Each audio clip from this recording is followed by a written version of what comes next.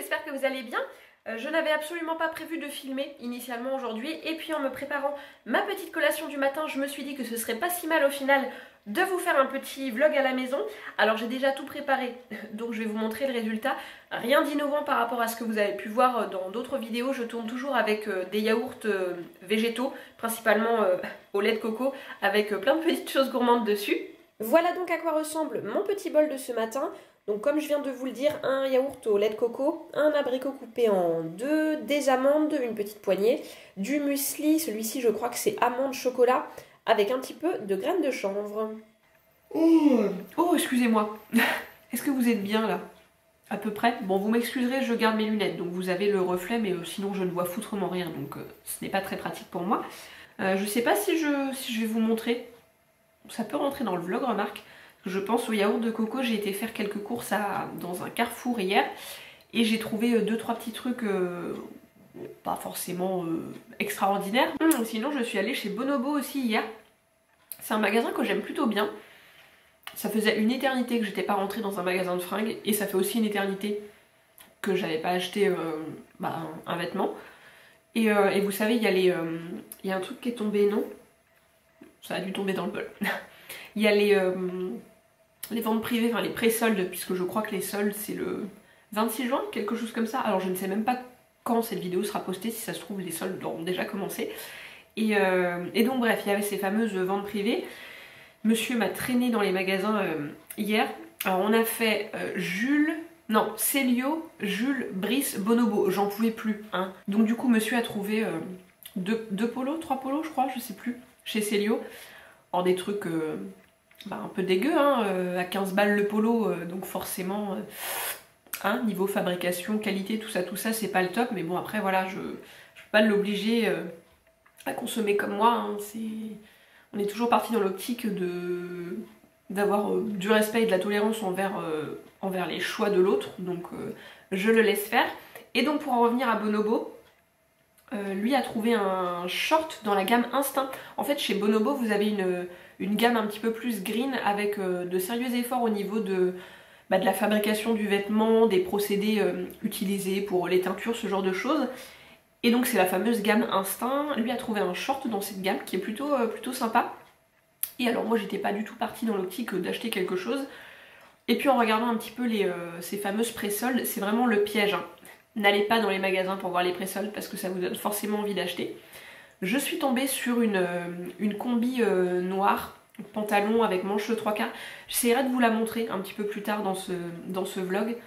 Vraiment très très belle, qui était à moins 50% dans la gamme Instinct et en tencel. Donc le tencel c'est une fibre un petit peu éco-friendly qui est en tout cas très économe en énergie, en ressources naturelles. C'est une fibre en fait qui est je crois réalisée à partir de pulpe d'eucalyptus, si je dis pas de bêtises. Donc je l'ai eu à 30 € au lieu de 60. Ce qui est je trouve plutôt un bon prix pour une pièce unique, hein, finalement, haut et bas. Et vraiment elle est super jolie, je trouve qu'elle tombe bien, les finitions sont vraiment soignées. J'essaierai de vous la montrer un petit peu plus tard. Donc voilà, j'étais ravie de trouver cette combi. Bon après... c'est toujours pareil, hein, quand j'achète un vêtement, c'est rare, mais chaque fois je me dis est-ce que t'en avais vraiment besoin? Est-ce que c'était vraiment utile? J'ai des trucs qui tombent à chaque fois, j'espère que ça tombe dans mon bol et pas à côté. Donc oui, j'ai toujours tendance à un peu m'auto-culpabiliser une fois que l'achat est fait et une fois rentré à la maison, en me disant bon, t'aurais peut-être pu t'en passer. Je parle peut-être beaucoup, non? Vous me le dites, hein, si je vous saoule. Qu'est-ce que j'avais dit que je voulais faire? Oui, vous montrer les petites choses que j'ai achetées chez Carrefour. Je vais les chercher. Ah oui tiens, est-ce que vous pensez à bien vous hydrater par cette chaleur? Parce que c'est important, hein. Est-ce que vous me voyez là? Oui. De mon côté, je me remplis tous les soirs une grande bouteille en verre comme ça, avec de l'eau et un sachet dans lequel je mets une infusion, peu importe laquelle, ou des plantes séchées. Et je le laisse infuser toute la nuit, et comme ça le lendemain j'ai de la tisane glacée pour une bonne partie de la journée. Je fais ça tous les soirs en ce moment parce qu'avec la chaleur qu'il fait, c'est juste... la catastrophe, et ça c'est hyper désaltérant et c'est un petit peu plus, comment dire, attrayant que l'eau. Et si comme moi vous avez un petit peu de mal à boire votre quota d'eau par jour, c'est une bonne option. Donc pour les petites choses que j'ai trouvées chez Carrefour, vraiment c'est 3 fois rien. Hein. Depuis le temps que j'en entendais parler chez Audrey, Audrey Redac, si tu passes par là, c'est de ta faute. J'ai enfin trouvé les yaourts au lait de coco de la marque The Coconut Company qui sont normalement dispo chez Carrefour mais que le mien ne référençait pas jusqu'à il y a peu. Et là ça y est, alléluia, ils ont enfin référencé une bonne partie de la gamme. Moi j'en ai pris 3 mais il y avait encore d'autres saveurs. Donc ce sont des yaourts vegan au lait de coco. J'ai pris le nature, le fraise, donc à chaque fois vous avez un petit lit de fruits au fond, et le mangue, pareil avec le petit lit dans le fond. Donc j'espère que je vais les aimer parce que le prix... Oh, 2,75 je crois les deux, quelque chose comme ça, donc tu le sens passer. Après il y avait une petite réduction sur le mangue et sur le coco. Il y avait 75 centimes de réduction immédiate, donc vu le prix c'était vraiment pas négligeable.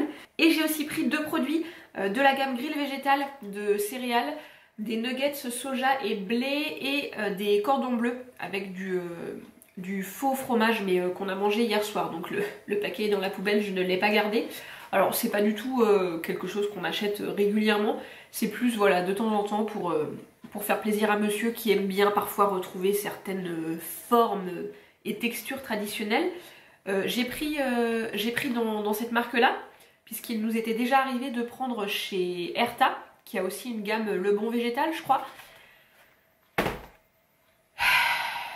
Alors, comment vous dire? Les mecs sortent donc une gamme Le Bon Végétal avec plusieurs produits vegan, donc plutôt sympa hein, pour celles et ceux qui veulent un petit peu avoir une autre alimentation mais qui font leurs courses en grande et moyenne surface. Et puis, quelques mois après, ils se disent « Bon tiens, et si on rajoutait du blanc d'œuf dedans? Hein? Ce serait sympa ?» Non mais sérieux les gars, c'est une blague ou quoi?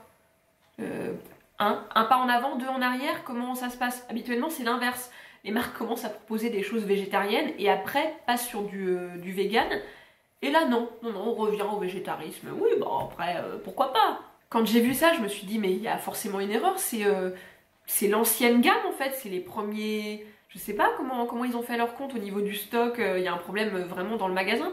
Et donc je suis allée sur la page Facebook d'Erta qui a posté petite info pour dire que oui, ils étaient revenus à une gamme stricto-végétarienne en ajoutant du blanc d'œuf dans certains produits de la gamme pour des soucis de...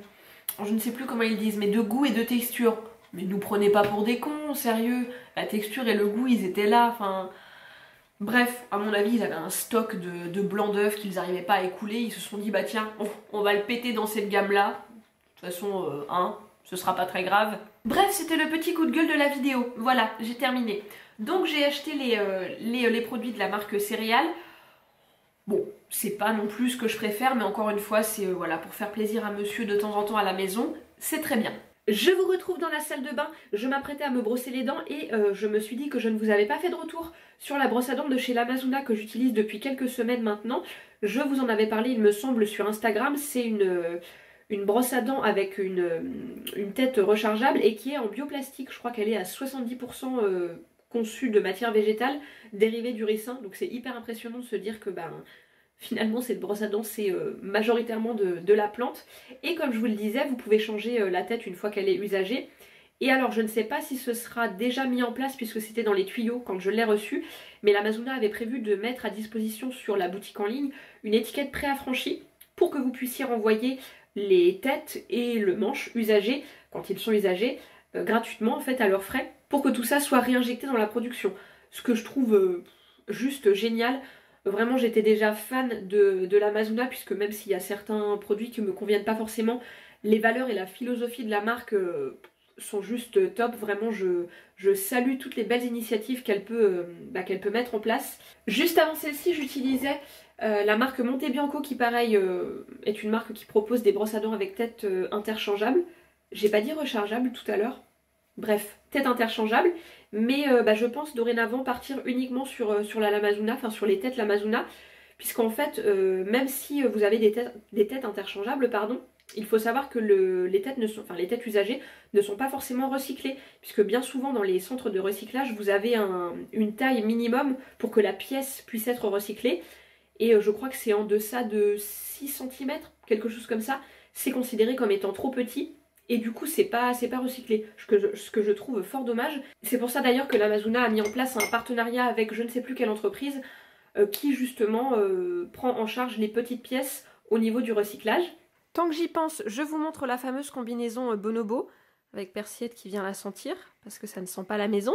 Alors j'ai mis des talons, mais je vais quand même devoir, je pense, l'amener chez une couturière pour qu'elle me fasse un petit ourlet, puisque bah, 1m63, voilà. Bon, évidemment, je n'avais plus de batterie, donc j'ai dû aller chercher mon chargeur.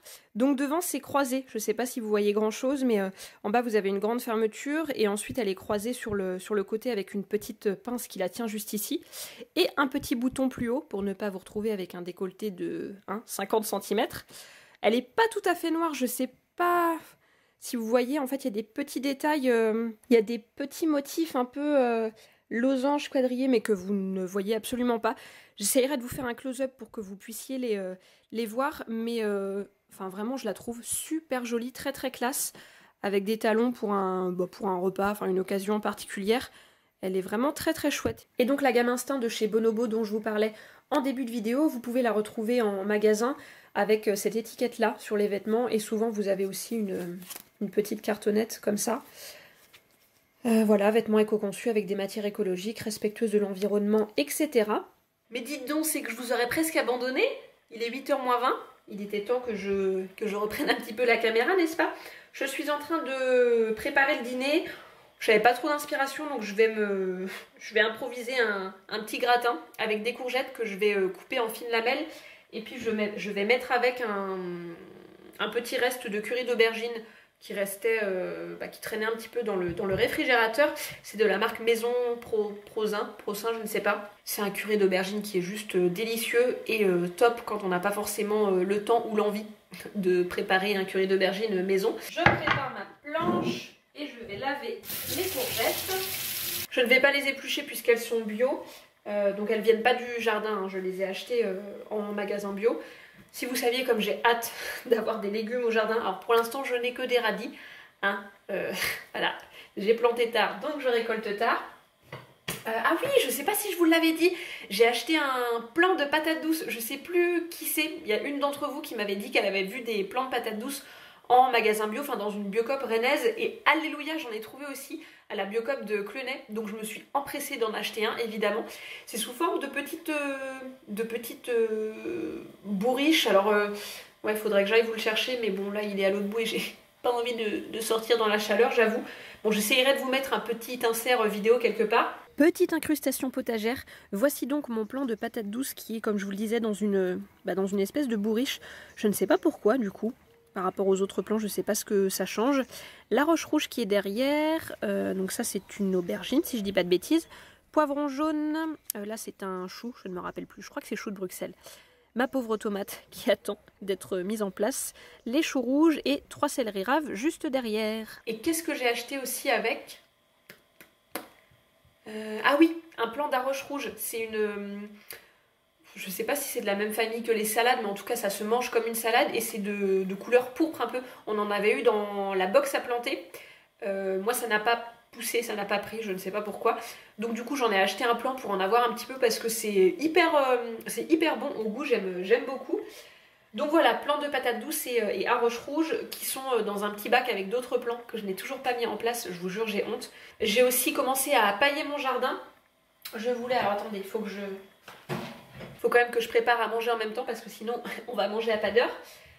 Donc qu'est-ce que je disais? Oui, j'ai paillé mon jardin. Pour cette année, je ne voulais vraiment pas retourner sur un paillage avec de l'herbe séchée puisque l'année dernière, ça m'avait limite flingué mon sol.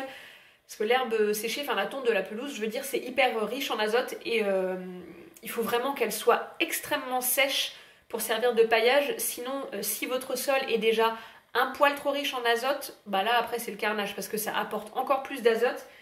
Et courgettes, concombres, enfin ils ont tous chopé de l'oïdium. Apparemment j'ai eu cette info par un maraîcher et ce serait assez lié. Donc du coup j'avais pas forcément envie de repartir sur de la pelouse séchée. Je voulais acheter des petits copeaux de chanvre. Sauf que quand j'ai vu le prix en jardinerie, bah, j'ai assez vite déchanté. Hein. Je me suis dit bah non, ça va pas être possible. Donc un peu à contre-cœur, je suis repartie sur de la tonte de pelouse. Donc là, l'amoureux avait tondu, je sais plus quand, il y a déjà plusieurs semaines. Et c'était vraiment très très sec. Donc j'ai mis cette partie-là au niveau de mes tomates, de mes courgettes, de mes butternuts, de mes fraisiers et de mes melons. Voilà, j'ai fini de couper mes courgettes en rondelles. Je vais mettre un peu d'huile végétale dedans et du gomasio et puis je vais mélanger à la main. Ça aurait été nettement plus pratique de le faire dans un saladier, mais j'ai eu la flemme d'en sortir un. Voilà, donc on va faire ça comme ça dans le plat, en espérant que j'arrive à mélanger ça correctement sans en foutre partout. Et je suis en train de me dire qu'au niveau du curry d'aubergine, ça va peut-être être juste. Ah, mais je vais mettre de la crème végétale dedans pour augmenter en quantité. Bah, je pense que ça peut être pas mal parce que bon, il y aura quand même le goût du curry, moins prononcé puisque dilué avec la crème végétale. Mais au niveau de la quantité, ce sera plus important. Je vais faire ça. Voilà, donc moi j'utilise de la crème de soja, je vous l'avais déjà dit.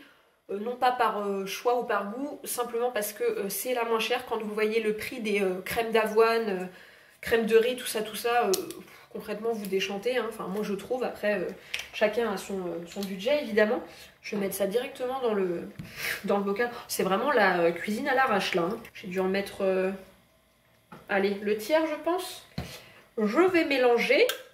Je vais mettre ça sur mes courgettes. Ouais, ça me paraît pas mal en quantité là.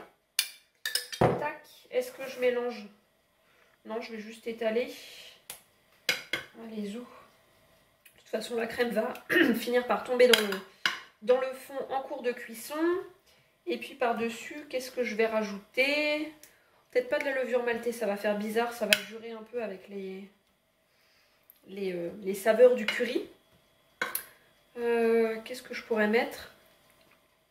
Vous n'avez pas une idée? Sympa, personne ne veut m'aider. Bon bah écoutez, je vais mettre des graines de cacha, du sarrasin, qui est produit localement, vraiment pas très loin de chez moi. Je vais en saupoudrer un petit peu par-dessus. Voilà, ça va rajouter un petit peu de croquant à tout ça. Je vous montre le résultat quand même, et puis je vais enfourner. Mon four vient tout juste de sonner, donc c'est parfait. Bon bah voilà, ça c'est fait. Avec une petite salade, je pense que ce sera parfait. Est-ce que je clôture ce vlog maintenant? Oui, peut-être, parce que j'aurai probablement pas le temps de vous reprendre plus tard. J'essayerai quand même de vous faire un petit plan du gratin une fois cuit, parce que si ça se trouve, ça n'aura rien donné de particulièrement folichon. Hein, je ne sais même pas comment je vais appeler ce vlog. Parce que c'était pas vraiment un happy veggie vlog, parce que je vous ai pas non plus montré énormément de bouffe. J'ai surtout parlé en fait, beaucoup même. Hein. En tout cas, j'espère que ce petit moment avec moi vous aura plu. J'avoue que de mon côté, ce sont des vidéos que j'aime beaucoup tourner parce que bah vraiment, je me prends pas le chou en fait. Je tourne ce que je fais et j'adore papoter avec vous en commentaire une fois la vidéo publiée. Je vous fais d'énormes bisous et je vous retrouve très bientôt. Salut!